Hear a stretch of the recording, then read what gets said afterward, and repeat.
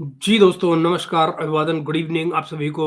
जैसा कि आप जानते हैं, पिछले दिनों अमेरिका ने दुनिया भर में अपने जो यूएनएड जो यूएसएड के नाम से संस्था है, उसके ज़रिए जो वो वेलफेयर के प्रोग्राम, समाज कल्याण के जो कार्यक्रम चलाया करते थे दुनिया भर में, उनमें जैसे ही नए फॉरेन सेक्रेटरी या फॉरेन मिनिस्टर जो अमेरिका के खुद बनते हैं, उनकी जगह पर मार्को रूबियो का चयन किया गया और उनकी कन्फर्मेशन की गई कांग्रेस के द्वारा।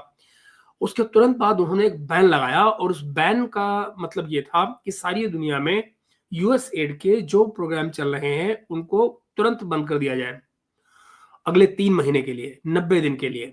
और इन 3 महीनों में ये तय किया जाए कि इनमें से कितने प्रोग्राम जो थे वो ट्रंप की फॉरेन पॉलिसी के मुताबिक चल रहे हैं और जो नहीं चल रहे हैं उनको बंद किया जाए। जो उनकी पॉलिसी के मुताबिक हैं, उनको आगे कंटिन्यू कर दिया जाए। तो उस कंटिन्यूएशन में अभी तक कोई तरक्की तो ज़ाहिर है इतनी जल्दी क्या होगी, लेकिन ये गाज जो सबसे बड़ी गिरी, वो गिरी उन 2 देशों पर जिनको इसकी ज़्यादा ज़रूरत थी, दैट इज़ पाकिस्तान और बांग्लादेश। तो जो ग्रांट थी वो बंद हुई 100% दोनों की, और दुनिया भर में बंद हुई, पर इन पर ज़्यादा प्रभाव पड़ा और चर्चा भी में ये दोनों ज़्यादा आए। ज़ाहिर है यहाँ की जो पॉलिटिकल चीज़ें हैं, जो सामाजिक चीज़ें हैं, उन सब के देखते हुए इनका हाइलाइट होना ज़रूरी भी था और ठीक भी था। ख़ैर, मगर अब आज जो नई खबर आई है, वो कुछ गज़ब ढा रही है और वो ये है कि जो यूरोपियन यूनियन है, यूरोपियन यूनियन में ने पाकिस्तान को एक जीएसपी स्टेटस दिया हुआ है। उस जीएसपी स्टेटस के तहत इनके जो प्रोडक्ट यूरोप में जाते हैं, उन पर टैक्सेशन नहीं लगता है, उन पे जो टैरिफ लगता है यूरोप का, वो नहीं लगता है। और उसका नतीजा ये है कि इनको जो कुल आमदनी जो इनकी फॉरेन एक्सपोर्ट से होती है, एक्सपोर्ट से होने वाली तमाम आमदनी में आप ये मान लीजिए कि रफली इनको करीब-करीब 6 बिलियन का फ़ायदा होता है। करीब-करीब 6 बिलियन का, ये मेरा इससे पहले का जो मैंने इनको जब देखा था, क्लोज़ली ऑब्ज़र्व किया था, तो था कि उसमें करीब-करीब इनको साल भर में, हर फाइनेंशियल ईयर में 6 बिलियन यूएस डॉलर का फ़ायदा होता है, मुनाफ़ा होता है। और ये वो फ़ायदा है कि जिसकी वजह से ये कॉम्पिटिटिव रहते हैं यूरोपियन मार्केट में। आज यूरोपियन यूनियन ने ये कहा है कि यूरोपियन की जो पाकिस्तान है, वो ये ना समझे कि वो ये जीएसपी स्टेटस परमानेंट मिल गया उसको। और वो ये कि जिस तरह से वो अपने यहाँ फ्रीडम ऑफ एक्सप्रेशन को दबा रहे हैं, ह्यूमन राइट्स को दबा रहे हैं, इस सब के चलते उनका ये जीएसपी स्टेटस अ, खत्म किया जा सकता है।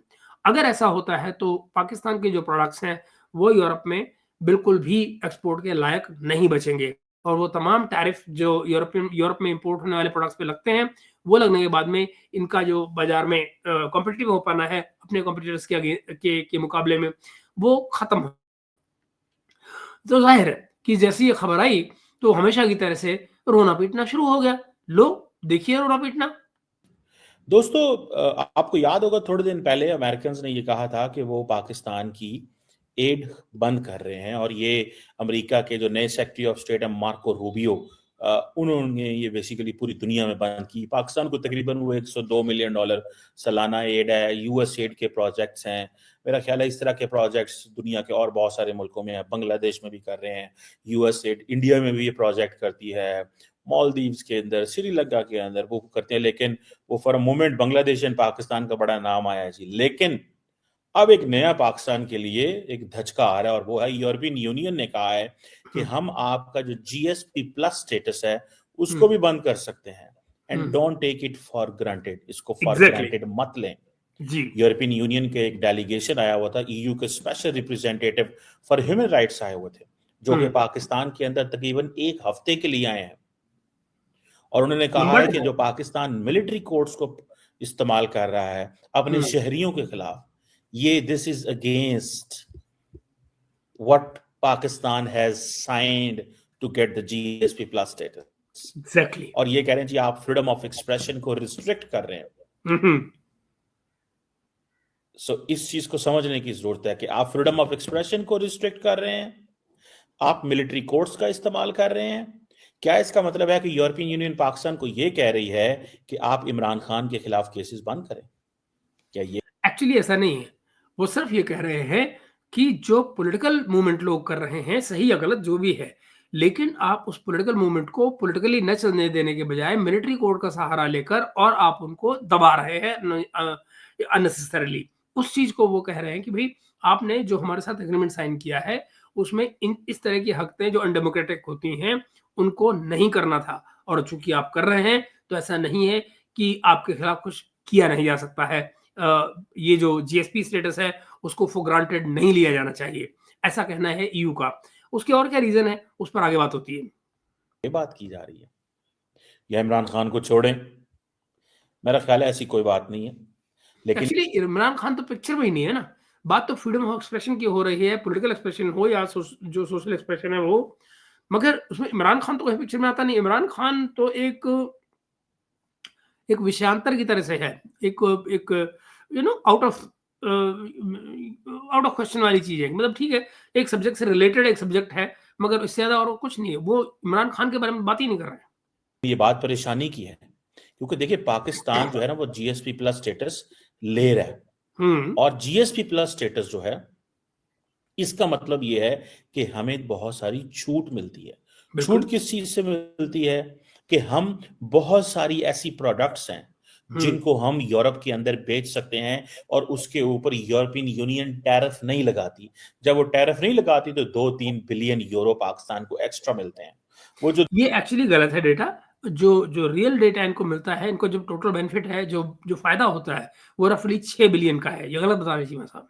2-3 बिलियन यूरो आता है, उस सिलसिले में ये आए हैं साहब, और ये पाकिस्तान को कह रहे हैं कि आप ये सारी की सारी जो फ्री ट्रेड, ये जो हमने आपको एक कंसेशन दी हुई है, ये हम विड्रॉ कर सकते हैं। बिल्कुल। बेसिकली देखें, ये है यूरोप, उनके पास रिसोर्सेज हैं। ये जो generalised scheme of preferences plus इसको बोला जाता है, ठीक है जी। अब ये जो जिन लोगों को नहीं पता, मैं बताता चलूं कि ये जो यूरोपियन यूनियन की जो जनरलाइज स्कीम ऑफ प्रेफरेंसेस है, ये डेवलपिंग कंट्रीज के लिए होता है। स्पेशल इंसेंटिव दिया जाता है ताकि इन मुल्कों के अंदर सस्टेनेबल डेवलपमेंट हो और गुड गवर्नेंस हो। और ये इसके याद रहे कि ये कोई यूरोप की मजबूरी नहीं है दोस्तों। यूरोप ये एक तरह की काइंडनेस दिखाता है, एक तरह की दया दिखाता है इन मुल्कों के ऊपर। हालाँकि इसकी तमाम हिस्ट्री में भी जाया जा सकता है कि उस तरह से कि भई किस तरह से इन्हीं डेवलपिंग मुल्कों को एक्सप्लॉइट करके वो अपने यहाँ इंडस्ट्रियलाइज़ेशन लाए थे और तरक्की के रास्ते पे गए थे।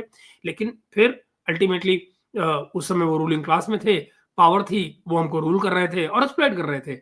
मगर आज आज वो शायद यूँ तो नहीं कहना चाहिए उसको कंपनसेट कर रहे हैं, लेकिन हाँ, वो कहीं एक गिल्ट है, जो कुछ भी है कि वो अब इस तरह की एक सपोर्ट करते हैं कि भई नहीं, जो डेवलपिंग कंट्रीज़ हैं, वो भी अपने ह्यूमन रिसोर्स को लेकर, अपने सोशल वेलफेयर को लेकर बेहतरी करें। तकरीबन 27 इंटरनेशनल कन्वेंशंस हैं इसको इम्प्लीमेंट करने के लिए। और ये सारे के सारे जो कन्वेंशंस हैं, ये किन लोगों के लिए हैं, किन एरियाज पे हैं? Human rights, labour rights, environment and good governance. Exactly. अब ह्यूमन राइट्स इतना बड़ा सब्जेक्ट है, वो कहते हैं कि अगर पाकिस्तान के अंदर इमरान खान और उसकी पार्टी ने फौजी इंस्टॉलेशंस पे हमले किए हैं, और फौजी इंस्टॉलेशंस पे हमले करने के बाद पाकिस्तान के लॉ के तहत अगर ये लोग मिलिट्री कोर्ट के ट्रायल में आए हैं, तो ये ना आए। बिल्कुल। पाकिस्तान का कानून ये कहता है कि भाई इन लोगों ने कानून तोड़ा है, फौज की इंस्टॉलेशंस पे हमले किए हैं, कोर कमांडर के घर को जला दिया है। वैसे एक बात बताऊँ दोस्तों, यहाँ भी चीमा साहब ये गलत कह रहे हैं कि पाकिस्तान के कानून में है। ये जो कानून जिसका ये ज़िक्र कर रहे हैं, ये इस समय सुप्रीम कोर्ट में अंडर डिबेट है। सुप्रीम कोर्ट के मेजॉरिटी जजेस दरअसल इस बात को मान नहीं रहे हैं कि ये सिविलियन कोर्ट में इनका ट्रायल, उनका कहना है सुप्रीम कोर्ट का कि ये सिविलियन कोर्ट में ट्रायल होना चाहिए। अभी ये अंडर अंडर कंसिडरेशन सब्जेक्ट है। ये जो सब केस है, ये भी सुप्रीम कोर्ट में चल रहा है। और इन क्लॉजेस पर डिस्कशन हो रहा है कि भाई वेदर इन पे सिविलियन कोर्ट्स में केसेस चलने चाहिए या मिलिट्री कोर्ट्स में। वो मिलिट्री कोर्ट में ले जरूर गए हैं और उन चीज़ों को मैनिपुलेट करके वहीं पर ले जाना चाह रहे हैं कि हम इमरान खान को या और लोगों को मिलिट्री कोर्ट्स में ट्रायल करें, लेकिन वो अभी तक सक्सेसफुल नहीं हो पाए हैं क्योंकि वहां पर सुप्रीम कोर्ट बीच में आ रहा है। अंततः क्या होगा कोई नहीं जानता, लेकिन ये कहना कि यहाँ के कानून में ये है श्योर तरीके से, जिस तरह चीमा साहब कह रहे हैं, ये गलत है क्योंकि दरअसल इस कानून पे अभी सुप्रीम कोर्ट में बहस जारी है। और ये चाहते थे मुल्क के अंदर अफरा तफरी फैले, ये चाहते थे कि फौज के अंदर बगावत हो जाए, और हमने इन लोगों को पकड़ के मिलिट्री ट्रायल कर रहे हैं। तो ये हमारा हक बनता है, क्योंकि उन्होंने मिलिट्री प्रेमिसेस और मिलिट्री के हवाले से प्लानिंग की, बगावत। अच्छा, बाय द वे मैं यहाँ पे ये भी अंडरलाइन कर दूं कि द वेरी फैक्ट कि चीमा साहब इस बात को गोल कर रहे हैं कि ये सब्जेक्ट अंडर कंसिडरेशन है अंडर इसमें इन कोर्ट, सुप्रीम कोर्ट में, और इस बात को कंफर्म लॉ बता रहे हैं, दैट इटसेल्फ स्पीक्स कि किसकी लैंग्वेज बोल रहे हैं। दरअसल ये एस्टेब्लिशमेंट की लैंग्वेज बोल रहे हैं, क्योंकि ये बात एस्टेब्लिशमेंट कह रही है, सुप्रीम कोर्ट नहीं कह रही है। और अल्टीमेटली किसी भी कानून को उसका किसी कानून के जस्टिफिकेशन को जो चीज जो जो संस्था स्थापित करती है वो सुप्रीम कोर्ट होती है, ना कि मिलिट्री। करवाने की फौज। अब ये पाकिस्तान का मुकदमा है। यूरोपियन यूनियन क्या कहता है जी, ह्यूमन राइट्स के अंदर आप ये नहीं कर सकते। वो कहते हैं हमारा कानून ये कहता है, यूरोपियन यूनियन कहता है हमारा कानून ये कहता है जिसको आपने साइन किया है। अब बिल्कुल। देख रहे हैं, ये है बेसिकली बात। सो पाकिस्तान ये कह रहा है कि भाई आपका ह्यूमन राइट्स अपनी जगह, हम कोई लोगों को मना नहीं कर रहे, लेकिन अगर एक बंदा पाकिस्तान का कानून तोड़े तो आप कहते हैं कि क्या करें। यूरोपियन यूनियन कहता है उसको सिविलियन कोर्ट्स में ले जाएं।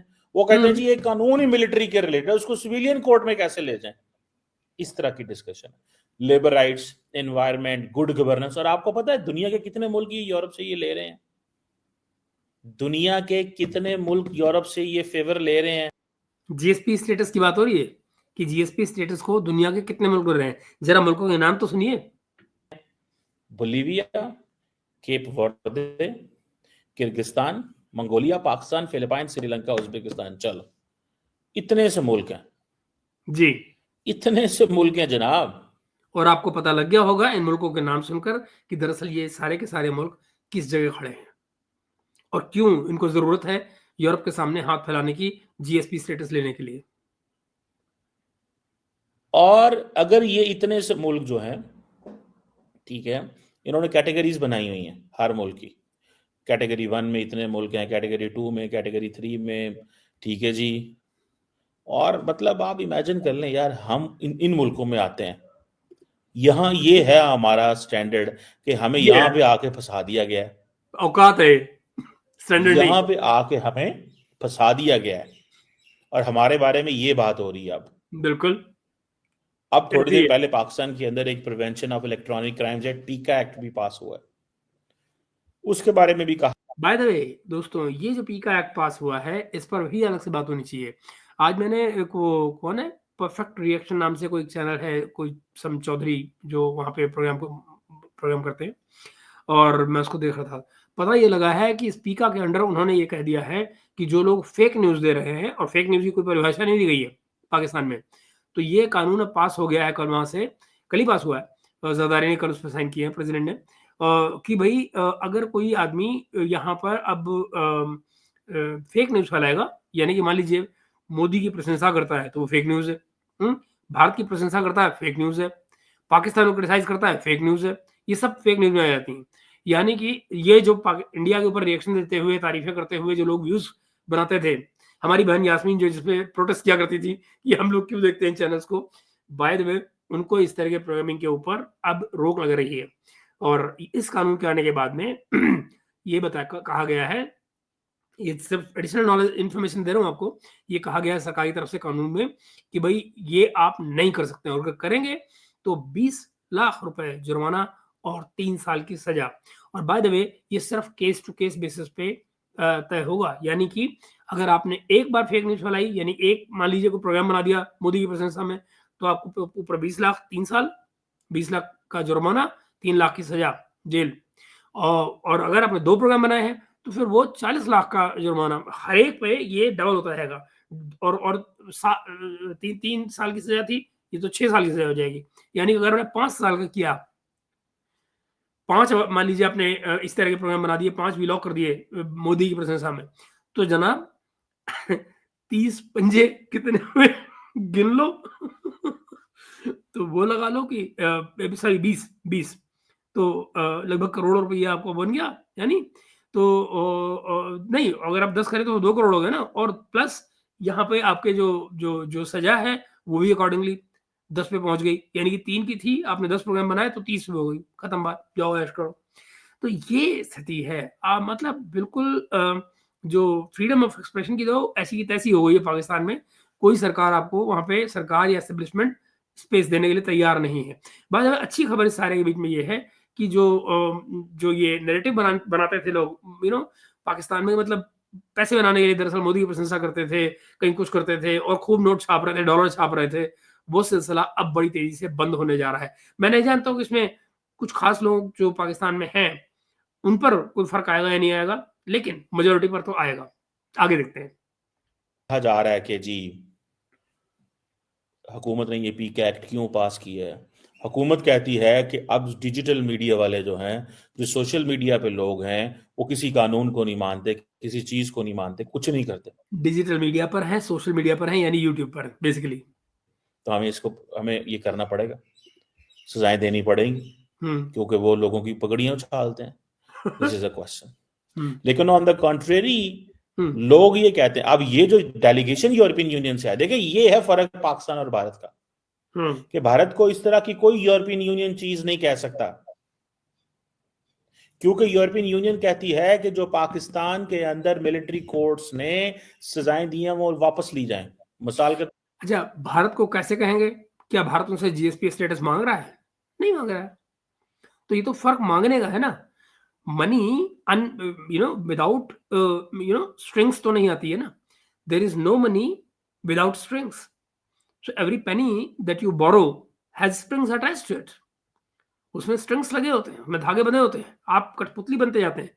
जैसे ही आप कर्जा ले रहे होते हैं किसी बाहर वाले से, तो आपके जो जो पर हैं वो कतर दिए जाते हैं। फिर आपको नाच वैसे ही नाचना पड़ता है जैसे कि वो अपनी उंगलियां चलाता है आपको चलाने के लिए। और वो धागे, आपके जो तमाम धागे हैं, आप कठपुतली नाम के, अगर आप कठपुतली है तो आपके जो धागे हैं वो उसकी उंगलियों से बंधे हुए हैं। वो तय करेगा कि कैसे नचाना है आपको, और आपको वैसे ही नाचना पड़ता है। क्यों? क्योंकि आप उसके अंडर में है, because of the money that you taken from him. तो बेसिकली भारत तो वो सब कर ही नहीं रहा है। जब चूँकि भारत माँगता नहीं, तो भारत सुनता नहीं। तौर पे या ना दें, आपको याद होगा पाकिस्तान में कुछ अर्सा पहले, आज से कोई महीना डेढ़ पहले, शायद 2 महीने पहले, पाकिस्तान की मिलिट्री कोर्ट ने तकरीबन 25 एक लोगों को सजाएं दी। यस। फौरन यूरोपियन यूनियन का बयान आ गया कि जी हुँ। जीएसपी प्लस के तहत आप ये नहीं कर सकते। साथ ही बरतानिया की स्टेटमेंट आ गई, साथ ही अमेरिका की स्टेटमेंट आ गई। हुँ। अब पाकिस्तान क्या करता? पाकिस्तान ने 4 दिन बाद 60 और लोगों को सजाएं दे दी। हो सारी बात है, उनको तो बुरा तो लगा होगा। अब पाकिस्तान कहता है कि हम तो अपनी कानून को याद रहे दोस्तों, ये चाहे पाकिस्तान क्या करता है, क्या नहीं करता है, लेकिन इससे जो फ़र्क पड़ रहा है, ये सब बड़ा 25 पे को सजाएँ दी, उन्होंने ऑब्जेक्शन किया, इन्होंने 60 और लोगों को सजा दे दी। लेकिन इसका जो असली फ़र्क पड़ेगा वो क्या, कि जब ये अब रिन्यू होने की हालत आएगी जीएसपी स्टेटस की, तो वो अपना रंग दिखा देंगे और वो कह देंगे भैया हम नहीं दे रहे, बात खत्म, जाओ ऐश करो। याद रहे, आज सवेरे मैंने आपको जो रिएक्शन दिया था कमर सीमा की ही एक वीडियो पर, दोस्तों, चाइना भारत के संबंध जो सुधर रहे हैं उसको लेकर, आप मैं आपको तब भी बात कही थी, जो इनकी इर्रेलेवेंस है वो अब दिन पर दिन बढ़ती जाएगी। पाकिस्तान इर्रेलेवेंट होता जाएगा उन ममालिक के लिए, उन कंट्रीज़ के लिए जो अब तक पाकिस्तान को घास डालते थे। चाइना, मिडल ईस्ट, ये सब उसमें शामिल है। क्योंकि ये किसी के काम के बचे ही नहीं। अभी ये इस बात को लेकर बड़ा हल्ला-गुल्ला कर रहे हैं कि वो तालिबान से जो हथियार लेने हैं उसके लिए जो अमेरिका इनका इस्तेमाल कर सकता है, अगर ऐसा कुछ होगा तो अमेरिका के खिला जो कुछ भी अफ़गानिस्तान के खिलाफ बोलेगा, उसमें पाकिस्तान को एक रोल मिलने की उम्मीद है। ये उम्मीद दरअसल किसी मतलब की नहीं है, इसमें कुछ भी निकलने वाला नहीं है। मगर फिर भी उम्मीद तो क्या है? उम्मीद तो कहते हैं दुनिया कायम है, तो वो पाकिस्तान की दुनिया उसी उम्मीद पर कायम है। लेकिन दरअसल एक-एक करके तमाम सहारे छूट रहे हैं। इम्प्लीमेंट कर रहे हैं। कानून इम्प्लीमेंट ऐसे होता है। यूरोपियन यूनियन कहती है कि नहीं, लेकिन कुछ लोगों को फिर पाकिस्तान की मिलिट्री ने माफ भी किया कि उनकी सजाएं कम थी, साल साल 2-2 साल थी, उनको कहा ठीक है तुम्हारा जुर्म छोटा है, हम तुम्हें माफ कर देते हैं। एक्चुअली ऐसा नहीं हुआ था। उनके जो सजाएँ थीं, वो ऑलरेडी इन ट्रायल उनकी सजाएँ खत्म हो गई थीं। वो सजाएँ उनकी खत्म हो गई थी। तो जो माफ़ी दी गई, दरअसल वो ऑलरेडी उससे ज़्यादा सज़ा पा चुके थे। वो ऑलरेडी जेलों में अपनी सजाएँ पा चुके थे। 1-1 साल, 2-2 साल की सज़ा होनी थी और वो 2 साल ऑलरेडी जेल के अंदर बंद हो चुके हैं। फैसले अभी आए नहीं हैं, तो इसलिए उनको छोड़ा गया था। ये इसमें भी चीमा साहब एज़ यूजुअल आधा झूठ बोल रहे हैं और आधा सच बोल रहे हैं, यूँ कहें। अब यूरोपियन यूनियन आगे उन्होंने कहा जी इंटरनेशनल जो कॉवेनेंट है on civil and political rights, Pakistan की ये जिम्मेदारी है, ये ऐसे ना करे। ये जो यूरोपियन यूनियन का डेलीगेशन आया हुआ है, ये घूम रहा है पाकिस्तान के अंदर, ये चीफ जस्टिस को भी मिला है, ये जनरल आसम मुनीर को भी मिला है, ये फॉरेन मिनिस्टर को भी मिल रहा है, ये civil society, media, human rights defender, this and that, ये सबको मिल रहा है अटरम पटरम। और सबसे गप्पे मार रहा है और पूछ रहा है हाँ भाई क्या करें क्या ना करें, दिस एंड दैट। ये कैसी मुश्किल आई। ठीक है जी, क्या करें दिस एंड दैट, वो अब बात तो कर रहे हैं ना उसको। That. ठीक है जी, वो अब बात तो कर रहे हैं कि हाँ जी क्या करें और क्या ना करें। सो मुझे ये लगता है कि it's something which is very very interesting. ये चीज बड़ी इंटरेस्टिंग होने जा रही है इसमें इंटरेस्टिंग क्या है? स्केरी है। कि एक तरफ यूरोपियन यूनियन हमें कहेगी, हम्म। देखें ये है आजादी, हाँ, फ्रीडम, अब है बात। ऑटोनॉमी, हम्म। ये हम एक्सरसाइज नहीं कर रहे, हम्म। इंडिया इन चीजों को एक्सरसाइज कर रहा है, हम्म। इंडिया के लिए ये चीजें मौजूद हैं। बिल्कुल। सो हमें थोड़ा सा भाग दौड़ करनी पड़ेगी, उससे क्या होगा? हमें अपने आप को आजाद करवाना पड़ेगा। अब जरा सोचो दोस्तों, ये अकल है। मतलब ये थिंक टैंक वाले लोग हैं, हमको भाग दौड़ करनी पड़ेगी। मतलब रिफॉर्म नहीं करेंगे, पॉलिसी नहीं बदलेंगे, भाग दौड़ करनी पड़ेगी, यानी अप्रोच लगानी पड़ेगी। ये सोच है। तो इनकी मुश्किलें कहाँ से दूर हों? पाकिस्तान के अंदर बड़ी पोटेंशियल है, ओहो! मजबूत ये है। देखिए, ये बड़ा इश्यू है। जब भी कोई मुश्किल आती है तो ये खुद को ये याद दिलाने लग जाते हैं कि हमारे अंदर बड़ी पोटेंशियल है। फिर इनको ये समझ में नहीं आता कि भैया एक काबिल आदमी ढूँढना भारी पड़ जाता है और जो होता है वो रुकने का नाम नहीं लेता है। आप जानते हैं ना डेटा इनका? पीछे पीयू ने एक सर्वे किया था जिसने बताया कि 65% पढ़ा-लिखा जो यंगस्टर है वो भागना चाहता है पाकिस्तान से। 65% और भाग नहीं पाता है। आगे देखिए। इकोनॉमी हो सकती है, 240 मिलियन की आबादी है यार, यहाँ बहुत पैसा है, ओए बड़े होए! रिसोर्सेज है। मैं जब ओए होए! कहता हूँ बड़ा पैसा है, देखिए ओके। आप भारत में चले जाएं, आप पाकिस्तान में चले जाएं, क्या भारत और पाकिस्तान के अंदर, जस्ट सिर्फ एक मिसाल देना चाहता हूँ, हुँ, क्या हुँ। लोग कोई भूख से मरते हैं? नहीं, हंगर तो नहीं है। अब ये कितना बड़ा झूठ है। दरअसल दोनों ही तरफ, मतलब मैं किसी बिना उसके हिलो-हिचक के कह दूँ, ये हालात तो दोनों तरफ कहीं न कहीं मौजूद हैं। इससे आँखें मूंदना और ये सोचना कि भुखमरी नहीं है दोनों देशों में कहीं भी, वो तो गलत है। कमोबेश दोनों जगह पर बाकायदा मौजूद है। अगर ऐसा नहीं हो, तो हम 5-5 किलो अनाज लोगों को ना दे रहे हों, 80 करोड़ लोगों को, जो कि सरकारी डेटा है, मैं नहीं कह रहा हूँ। सरकार खिला रही है उनको इसलिए कि क्योंकि उनके पास नहीं है। बट अगर वो नॉर्मल हालात में जी रहे हों, तो ये सरकार को 5 किलो आटा देने की, 5 किलो दाल-चावल देने की उनको ज़रूरत ना पड़े। तो ये ठीक है कि हम बेहतर हैं उनसे और तरक्की में हैं, इसलिए हम लोगों को, अपने लोगों को खिला सकते हैं, पिला सकते हैं, दे सकते हैं। लेकिन इससे जो हालात उनके हैं, वो नहीं बेहतर होते। इससे ये क्लियर होता है कि जो उनका फाइनेंशियल स्टेटस है, वो इस लायक है कि दरअसल वो भुखमरी की हालत में पहुँच सकते हैं, अगर उनको ये एक्सटर्नल सपोर्ट जो गवर्नमेंट की तरफ से आती है, वो ना मिले। तो ये समझे जाने की ज़रूरत है। मगर चीमा साहब ग्रेट हैं। सिर्फ मिसमैनेजमेंट है, पाकिस्तान के अंदर कंप्लीट मिसमैनेजमेंट है। कोई बंदा हुकूमत को पैसे देने को तैयार नहीं है, नो वन, ट्रस्ट ही नहीं करते, क्रेडिबिलिटी नहीं है। जब क्रेडिबिलिटी नहीं होती, हुँ। आप देखें, अब वो समझते हैं जितने पैसे आपने हुकूमत को देने हैं ना, समझो तो डुब गए ना। लोग तो ये समझते हैं। ये भी गलत है, ये ऐसा नहीं है। एक्चुअली है क्या दोस्तों कि दोनों ही देशों में, यहाँ सबकॉन्टिनेंट में ये दिक्कत तो है कि जो जो लोग जिनका एट सोर्स कट रहा है, मेजॉरिटी जो टैक्स पेयर है वो वही है, जो एट सोर्स पे कर रहा है, जो पकड़ा जा रहा है, जो एक बार वो उसके सर्कल में आया हुआ है। वरना आप ये देखिए कि ये जो खर्चे में डाल दिखाने की परंपरा जो है कागज़ों पर को तमाम चीज़ों को, वो हमारे यहाँ तो मौजूद है ना। और वो कहीं न कहीं वो जो सीएसआर वाली जो बातें की जाती हैं, वो सब क्या है? ये भी तो जुगाड़बाज़ियाँ ही होती हैं उसके अंदर भी। ख़ैर हाँ, सीएसआर ही बोलते हैं ना उसको, कॉर्पोरेट सोशल रिस्पॉन्सिबिलिटी। तो ये तमाम चीज़ें तो बाकायदा मौजूद हैं हमारे देशों में। तो ये कहना कि नहीं सब कुछ हंकी-डोरी है, मैं नहीं मानता। मुझे लगता है कि वहाँ पर सरकारों की भी गलतियाँ हैं, हमारी पॉलिसीज़ की भी गलतियाँ हैं। मगर ये है कि हाँ, हमारे यहाँ चीज़ें थोड़ी ज़्यादा बेहतर हैं, ज़्यादा स्मूथ हैं, पाकिस्तान में वो हालत नहीं है। पाकिस्तान अपने उन लोगों को सपोर्ट नहीं कर सकती जिनके पास कुछ नहीं है। इसलिए बेहतर ये होता है कि कह दो है ही नहीं भुखमरी। है नहीं तो सरकार क्या करेगी? कुछ कर ही नहीं रही सरकार इसलिए। मैं आपको मजे की बात बताऊं, once I was going on a motorway from Islamabad to Lahore, ये भी 2 ये महीने देखिए पहले की बात होगी, तो मेरा चलान दोस्तों, ये हाईवे की बात हो रही है। हाईवे में पुलिसमैन इनको हाई स्पीड के लिए चालान कर रहा है। ज़रा देखिए, देश की भुखमरी के जो रीज़न ढूँढते हुए ये कंपैरिज़न कहाँ कर रहे हैं? ज़रा सोचिए। उन्होंने कर दिया, और मोटरवे स्पीड ज़्यादा थी जी, पता नहीं थोड़ी सी ज़्यादा होगी स्पीड, तो वो कहीं पे ना छुप के बैठे होते हैं, तो वो छुप के बैठे, तो मुझे उन्होंने देख लिया, रोका, मैंने कहा जी, उन्होंने कहा जी स्पीड है, मैंने कहा जी ठीक है, मैंने कहा जी कितने पैसे, उन्होंने कहा जी इतने पैसे, मैंने दे दिए। मुझे कहता है जी ये पैसे ज़ाया ना करें। अब ये पुलिस वाला मुझे कह रहा है, कहता है ये पैसे बिल्कुल आपके ज़ाया हो गए। मैंने कहा ज़ाया क्या? उन्होंने कहा जी ज़ाया ही हो जाने हैं ना, हुकूमत के खाते में चले गए तो ज़ाया ही हो गए ना। अच्छा, अब वो बंदा जो उस वक्त बैठा खड़ा वहां पे, वो लॉ को इम्प्लीमेंट कर रहा है, लेकिन हुँ। और वो खुद भी हुकूमत को रिप्रेजेंट कर रहा है, स्टेट को, लेकिन वो खुद ही कह रहा है भाई पैसा तुम्हारा ज़ाया हो जाना है, क्योंकि वो अंदर है, बैठा हुआ है, हुँ। वो समझता है ये हुकूमत के खजाने में जाएंगे। इट मीन्स कि जो सिस्टम के अंदर लोग बैठे हैं वही ट्रस्ट नहीं करते, तो क्या हो तो क्या ना हो फिर। सो ये पैसा जमा कराएं, हम आजाद होंगे, ये हमारी फाइनेंशियल ऑटोनॉमी होगी, तो यूरोपियन यूनियन हमें कुछ नहीं कह सकती, जैसे इंडिया को वो ये तो कुछ है। नहीं कह सकते। हाँ।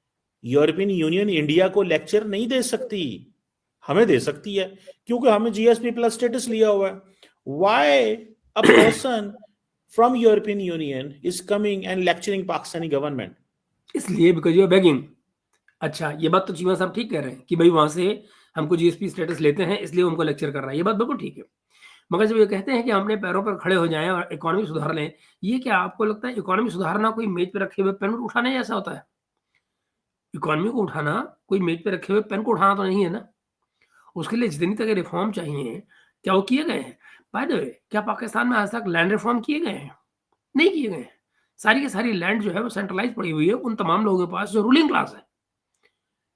तो जो अनाज पैदा करने वाले लोग हैं, उन तक चीज़ें जा कितनी रही हैं? कितना किसान है? जो जो जो पो पॉलिटिकल सर्कल में बैठे हुए हैं, वही किसान हैं। वो पॉलिटिक्स में जाते हैं, तो उनकी चीनी की मिल लग जाती है, चावल की मिल लग जाती है, आटे की मिल लग जाती है और ये सिलसिले शुरू हो जाते हैं। कोई नॉर्मल जो बिज़नेसमैन है, मलिक रियाज को छोड़ दीजिए या जो जहांगीर तरीन था, तो आप मुझे बताइए कि क्या कोई नॉर्मल आदमी और हैं, जो इस तरह की मिल्स चला रहे हों, शुगर की या इन इन तमाम चीज़ों की? तो आपको क्या कहा जाए? मतलब ये आई डोंट नो कि कितना सच बोलने का इरादा होता है चीमा साहब का, सिवाय कि एक नैरेटिव देने के। व्हाई? क्या वो चाइना को जाके लेक्चर दे सकते हैं, या चाइना देने देते लेक्चर? आप सोचो मतलब पाकिस्तान इकोनॉमिकली चाइना से कंपैरेबल है। मतलब चीमा साहब कौन-सा कंपैरिज़न लेके चल रहे हैं? अपनी इकोनॉमी का पाकिस्तान जैसी इकोनॉमी का कंपैरिज़न चाइना की इकोनॉमी से करना, जो जिससे भारत भी कंपेयर नहीं करता अपने आप को। दुनिया में कोई इकोनॉमी नहीं है, जो अपने आप को चाइना से कंपेयर करे। और ये अब आप ही सोचिए। या EU special representative for human rights जाके चाइनीज प्रेसिडेंट को मिल सकता है, चाइनीज चीफ जस्टिस को मिल सकता है और कह सकता है? नहीं मिल सकता। वो सिर्फ पाकिस्तान आएगा, आके पाकिस्तान को डराएगा, धमकाएगा, ये क्या कर रहे हो, क्यों कर रहे हो, कहाँ से कर रहे हो, छोड़ो इसको, बंद करो इसको, छोड़ो इसको, बंद करो इसको। आप क्यों, आप नहीं कर सकते ऐसे, हम वरना आपको ये कर देंगे। एग्ज़ैक्टली ये बात, हम आपको ये कर देंगे। सवाल ये है कि वो चाइना का कुछ नहीं कर सकते। चूँकि वो चाइना का कुछ नहीं कर सकते, इसलिए वो चाइना को धमकाते नहीं, इसलिए वो चाइना को ऑब्ज़र्व नहीं करते, इसलिए वो चाइना को ऐसा कुछ कहते नहीं हैं। चाइना के लेबर लॉज़ को लेकर एक ज़माने में जब मैर्केल जो थी वहाँ पे, तो बड़ा हल्ला हुआ करता था। बड़ी बातें हुई थी। चाइना जर्मनी में भी बहुत बातें हुई थी। मगर फिर सब बात आई गई होगी। क्यों? क्योंकि सबके अपने फाइनेंशियल इंटरेस्ट थे कंट्रीज़ के। ह्यूमन राइट्स कहाँ जाते हैं? फिर तेल लेने जाते हैं ह्यूमन राइट्स। ह्यूमन राइट्स तो तभी याद आते हैं ना, जब यू नो अपने राइट्स कहीं ट्रैम्पल हो रहे हों सॉरी। और वो पता क्या है, आप जरा उनके, मैं अच्छा वो गलत बात नहीं कर रहे, उनका लार्जली मौकफ ठीक है, लेकिन अच्छा। हुकूमत का भी एक अपना मौकफ है।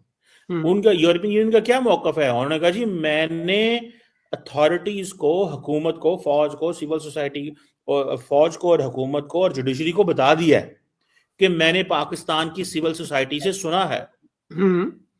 और मैंने जो उनके मसले सुने मैंने हुकूमत को बताए हैं कि पाकिस्तान में जो फ्रीडम ऑफ एक्सप्रेशन है, लेबर राइट्स हैं, डेथ पेनल्टी है, दिस एंड दैट, लोगों के सेंटेंसिंग नहीं हो रही, ट्रायल नहीं हो रहे,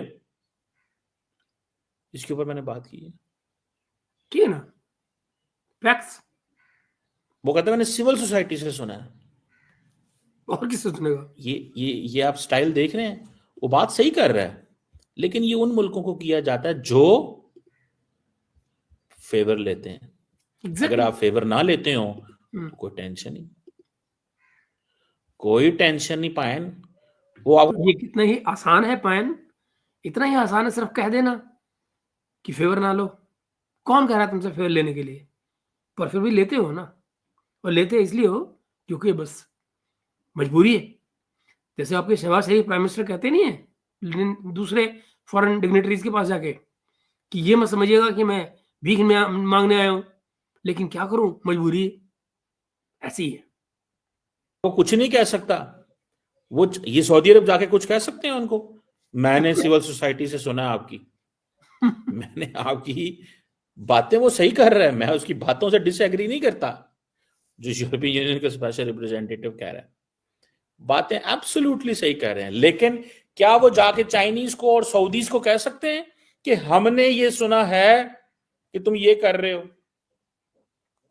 कुछ भी नहीं कर सकते, जाके कह लेंगे, वो इग्नोर कर देंगे, वो इतनी एक्सेस ही नहीं देते, they don't give an access at this level, वो इतनी बड़ी एक्सेस नहीं देते भाई साहब, बिकॉज उनको पता है एक्सेस देने के नुकसान होते हैं। और वो कहते हैं आपने हमें क्या कहना है आगे, आपने हमें क्या कहना है आगे, ज्यादा ज्यादा यही कहोगे ना कि पायन, ज्यादा से ज्यादा यही कहोगे ना के कि पायन ये ना करो, वो ना करो, इस तरह है उस तरह। वो ये भी नहीं कह सकते भाई। वो कैसे कहेंगे, किन ग्राउंड पर कहेंगे? वो ज्यादा से ज्यादा एक प्रेस रिलीज दे सकते हैं, स्टेटमेंट दे सकते हैं, पर वो कह कुछ नहीं सकते। वो एट द मोस्ट कोई रिपोर्ट दे देंगे या बात करेंगे। बट इफ यू आर अगर जब आप उनके हाथों में खेल रहे हैं, उनसे पैसे मांग रहे हैं, उनसे सपोर्ट मांग रहे हैं, तो फिर तो वेल, फिर तो उस तरह उनके हाथ में है भी, कहीं भी मारे। यही करोगे, और क्या कहना है तुमने? हम्म। सो मेरा ख्याल है कि ये एक चीज है, that's what we need to understand, that's what we need to realise. ठीक है जी, इस चीज को ओके। रियलाइज करना चाहेगा, हम्म। देखना होगा, समझना होगा कि हमें क्यों दुनिया आके लेक्चर देती है। लेक्चर हमारी कमजोरियों के हैं, इन ये हम सब समझ गए चीमा साहब, आपने बता दिया कि आपको भीख मांगने की वजह से लेक्चर सुनने पड़ते हैं, क्योंकि आप इन सब से भीख मांगते हैं, किसी से लोन की, तो किसी से जीएसपी स्टेटस की, ये तमाम चीजें हैं जिनको आप मांग रहे होते हैं। किसी से कुछ नहीं मांगोगे तो जाहिर है आपको किसी के सुनने की भी जरूरत नहीं है। वो एक अलग बात है कि ऐसे में फिर क्या आप ऐसा प्रोड्यूस कर रहे होंगे जिसकी दुनिया मुंतजर होगी और वो आपसे खरीदने के लिए आएगी, क्योंकि बाजार की जरूरत तो फिर तब आपको पड़ेगी ना। अगर आपको मुफ्त का माल किसी से नहीं मांगना, तो फिर आपको अपना माल कहीं बेचना पड़ेगा। अपना माल कहीं बेचेंगे तो उसको आपको कॉस्ट इफेक्टिव तरीके से प्रोड्यूस करना पड़ेगा। जब आप उसको प्रोड्यूस कर लेंगे तो आपको उसको बाजार की जरूरत पड़ेगी जहां पर उसको बेचेंगे आप। तो सवाल ये है कि इन कंट्रीज में से ऐसा कौन सा बाजार है जिसके लिए आप एक कॉस्ट इफेक्टिव तरीके से अपने प्रोड्यूस को बना पाए और वहां पर बेच पाए। तो जरा सोचिए। बाकी जब जो आप फिलोसफी झाड़ रहे हैं, ये फिलोसफी सिर्फ यूट्यूब की स्क्रीन तक अच्छी लगती है। इसका वास्तविक अर्थशास्त्र से, वास्तविक जो जो जो जो ट्रू इकोनॉमी है, उससे इसका कोई लेना देना नहीं है। कमजोरियों को खत्म करें, और इसमें थैंक्स टू हमारे लोग जो एक दूसरे से लड़ रहे हैं, मर रहे हैं एक दूसरे के साथ। अगर ये हम तमाशे बंद कर दें और तरक्की करें, फोकस करें, डायरेक्शन अपनी सेट रखें, तो दुनिया कोई भी आके, आपको यूरोपियन यूनियन भी आपके साथ काम करना चाहे। अब जरा सोचो दोस्तों, ये जब लोग कहते हैं हमारे लोग आपस में लड़ रहे हैं, तो पॉलिटिकल क्लास की तरफ इंडिकेट करते हैं। अगर पॉलिटिकल क्लास की तरफ इंडिकेट करते हैं और पॉलिटिकल क्लास लड़ रही है, तो क्या पॉलिटिकल क्लास एक्चुअली पाकिस्तान में इंडिपेंडेंट है? क्या उसको क्या करना है, इसका जो जो इंस्ट्रक्शन है वो रावलपिंडी से नहीं आती? आर्मी चीफ से नहीं आती? क्या ये सच नहीं है कि पॉलिटिकल पार्टीज़ ठीक वैसे ही बिहेव करती हैं, मेजॉरिटी ऑफ देम वैसे ही बिहेव करती हैं, जैसे आर्मी कहती है? और बाय द वे जो पावर में भी होती है पॉलिटिकल पार्टी, वो भी यही चाहती है कि वो दरअसल आर्मी से बना के चले, ताकि आर्मी उसको किसी नए नए नाम को प्रपोज़ ना करे और हम ही सत्ता में बने रहें। पावर में बने रहने का तरीका एक ही है कि आप अपनी बैसाखियाँ आर्मी के हाथ में दे दें और वो आर्मी तय करे कि आपको कब चलना है, कब गिरना है। At the end of the day, European Union also wants to help this country. लेकिन how? Why? Why? What makes you think this? Chima Saab, that European Union wants to have this country? Why? They don't own your land. They don't own anything in you. Why would they want it? क्या है उनको जैसा मिलता है जो दुनिया में कहीं और नहीं मिलता है? Is there anything specific? If not, then why will EU be interested in you? वो जो लिवरेज लेते हैं, वो लिवरेज का जमाना खत्म होता जा रहा है। हम वो लिवरेज खत्म नहीं कर सकते बिकॉज हमारी डिपेंडेंसी बहुत बड़ी है। डिपेंडेंसी क्यों बड़ी है? क्योंकि आपके यहाँ एक ऑर्गेनाइजेशन है जो जरूरत से ज्यादा बड़ी है और वो तमाम रिसोर्सेज को खा रही है, क्योंकि उसके बिना वो सर्वाइव कर ही नहीं सकती है और उसके बिना आप जैसे कार्टून सप्लाई नहीं हो पाते, क्योंकि आपको भी पैसा चाहिए उसमें से। तो आप सब लोगों को सपोर्ट करने के लिए जितने रिसोर्सेज चाहिए along with the organisation that manages you, वो सबके सब खाए खत्म हो जाते हैं पैसे। और आज जानते हैं आप, आज तो आपकी मिलिट्री भी कर्ज के पैसे पे चल रही है, अपने पैसे तो बचे ही नहीं भाई। America, China, European union, middle east, ठीक है, इवन के टर्की तक। सो ये चीज है जिसको मेरा ख्याल है what we need to understand, what we need to discuss, what we need to engage, और Okay. I wish the government of Pakistan What we need to engage नहीं होता चीमा साहब, what we need to engage with होता है। जो है, देखिए जो करना यूरोपियन यूनियन ने करना है, पाकिस्तान की गवर्नमेंट ने कुछ नहीं करना। बिल्कुल ना ही पाकिस्तान गवर्नमेंट कुछ कर सकती है। एग्जैक्टली। लेकिन मेरा ख्याल है पाकिस्तान की गवर्नमेंट ने उनको जरूर बताया होगा कि जिन लोगों ने मिलिट्री के कानून तोड़े हैं, जिन लोगों ने GHQ पे हमले किए हैं, देखें what will happen if in any European country और any western country people storm into the building of the military and they target people there और they destroy the property there और दे वैंडलाइज। क्या करेंगे? They will punish. लेकिन क्योंकि our society is politicized, our society। But दोस्तों ध्यान रखिए इस एग्जांपल में, दुनिया के जो बाकी के मुल्क हैं अदर देन द कंट्रीज जो GSP मांगती हैं, बाकी मुल्क अपनी पब्लिक को कैसे हैंडल करते हैं, डेमोस्ट्रेशन को कैसे हैंडल करते हैं, उसके बाद में वो दुनिया के पास तो नहीं जाते ना कुछ मांगने के लिए, वो अपने पैरों पर खड़े होते हैं। और वो जब अपने पैरों पर खड़े होते हैं तो फिर जाहिर है कि कोई और बोल नहीं सकता है, उनका कंट्री वो जाने, उनका काम जाने। सोसाइटी इज पोलिटिसाइज्ड, मिलिट्री की इन्वॉल्वमेंट वो समझते हैं, पैसे हमें चाहिए। सुन रहे हैं? मिलिट्री की इन्वॉल्वमेंट वो समझते हैं, यानी कि चीमा साहब इंडिकेट क्या कर रहे हैं, मैं नहीं कह रहा हूं वो समझते हैं, मैं नहीं कह रहा हूं कि मिलिट्री इन्वॉल्व होती है हमारे यहाँ पॉलिटिक्स में, ये अपने हाथ धो रहे हैं। आप जरा देखिए, इसीलिए मैं कहता हूं कि चीमा साहब को देखना क्यों जरूरी होता है, क्योंकि ये नैरेटिव बना रहे होते हैं। Look at this narrative. वो वो समझते हैं कि आर्मी इन्वॉल्व है, चीमा साहब नहीं समझते। चीमा साहब नहीं कह रहे कि आर्मी इन्वॉल्व है। आप समझ रहे हैं ना? This is how the narrative is built. ठीक है जी, हमें पैसे चाहिए, सारा कुछ चाहिए, इसलिए वो कहते हैं चुप, खामोश, खामोश, आपको ये करना पड़ेगा, आपको ये करना पड़ेगा, आपको हमारी बात सुननी पड़ेगी, आपको वो करना पड़ेगा जो हम कहेंगे, आपको वो करना पड़ेगा। सो वो इसीलिए शहबाज शरीफ कहते हैं ना, बेगर्स कांट बी चूजर्स। तो ये जो करना पड़ेगा जो होता है चीमा साहब, इसीलिए होता है कि ये उसी का फर्दर एक्सटेंशन है जो आपके प्राइम मिनिस्टर कहते हैं, बेगर्स कांट बी चूजर्स। ये हमें वो बेसिकली बताने आए हैं कि फाइनेंस सोचो, ऐसे प्लान करो, ऐसे रहो, अपने तौर तरीके बदलो, आपके जो कानून हैं उनकी ठीक है वैल्यू होगी, पर आपने हमसे भी कोई मुआदे किए हुए हैं। बिल्कुल। देखिए at the end of the day if the European union really wants कि जी पाकिस्तान के human rights, labour, environment and good governance ठीक हो, क्यों? क्यों ठीक हो? Because okay. उनको पता है कि ह्यूमन राइट्स में हम इनको पकड़ सकते हैं। हम्म। सो वो जो हमें पैसे दे रहे हैं, basically they are doing it to change, mould our behaviour. वो हमारे बिहेवियर को यस, मोल्ड करना चाहते हैं। That's true. हम्म। ठीक है, और हमें हम्म। इस चीज का पता है, अच्छा। और हम तैयार हैं, हम तैयार बिल्कुल। हैं। अगर तैयार होते तो शिकायत की नौबत क्यों आती? दरअसल आप तैयार नहीं है चीमा साहब। दैट्स द नैरेटिव दोस्तों, देख रहे हैं आप? ऐसा नैरेटिव बनता है। आपके यहाँ ह्यूमन राइट्स फॉलो होते हैं चीमा साहब? हम्म। वाकई में? कुन्नर में क्या चल रहा है इतने दिन से?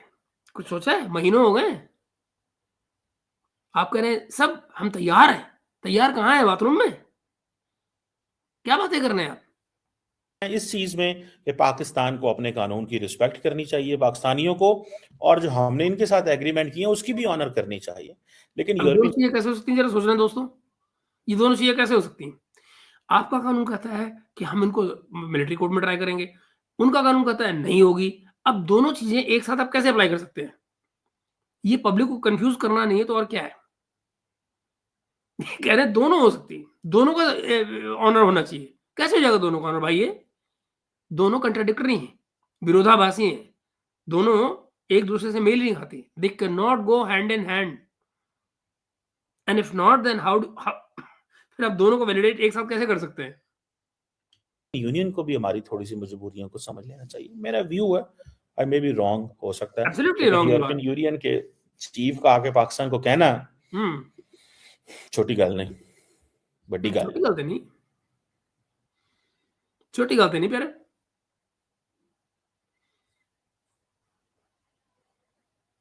ओके। जी हेलो दोस्तों, मैं हूं कमर चीमा, उम्मीद तो दोस्तों, ये जो मैं आपको बताना चाह रहा था, सॉरी, ये बेसिकली काम हो गया इनका, इनका काम खत्म हो गया। तो मगर मैं आपको बताना ये चाह रहा था कि जीएसपी के इस खेल में जो जिसमें अब पाकिस्तान फँस गया है, आप ये जानें कि आने वाले दिनों में ये गाज गिरनी ही गिरनी है। ये बम फटेगा ही फटेगा पाकिस्तान के सिर पे, इससे कोई बचाव नहीं है। और अगर ऐसा होता है तो आप ये मानिए कि इनकी जो कुल आमदनी है, जो ये एक्सपोर्ट से कमाते हैं, वो रफली 30 बिलियन के आसपास की है। आप जरा कल्पना करें उसमें से 6 बिलियन कट। अब आप ये भी ध्यान कीजिएगा, जिसकी तरफ चीमा साहब ने बिल्कुल बात नहीं की है, वो ये कि इनकी जो टोटल इनकम होती है वो जिस रेशो में गिनी जा रही है, उसमें 30 गिने जा रहे हैं, राइट? और होगा क्या? आने वाला जो आईएमएफ का डेलीगेशन है, जब वो देखेगा कि ये सारा खेल पॉसिबिलिटी बन रही है कि वो जीएसपी बैन करने जा रहे हैं, जीएसपी स्टेटस इनका, तो फिर ज़ाहिर है कि फिर वो अगली किस्त के लिए चिंता में आ जाएँगे कि भैया हमारे पैसे कैसे इकट्ठे होंगे फिर? इनका तो फॉरेन एक्सचेंज वैसे ही डाउन हो जाएगा, क्योंकि जो बाहर से पैसे आते हैं वो भी नहीं आएँगे। इन इसमें खासियत देखने के लायक है कि पिछली बार बहुत बड़े दिनों बाद ऐसा हुआ है कि जहाँ पर फॉरेन एक्सचेंज से कमाए जाने वाले 30 बिलियन के ऊपर जो फॉरेन रेमिटेंसेस इनके पास आई थी, जो पाकिस्तानी बाहर रहते हैं, वो जो पैसा घर भेजते हैं यहाँ पे, वो रफली पहली बार क्रॉस करते हुए, पहली बार तो नहीं पर बड़ा रेयर ऐसा होता है कि 35 बिलियन के आसपास, 35-70 बिलियन जो है, वो गया था नंबर।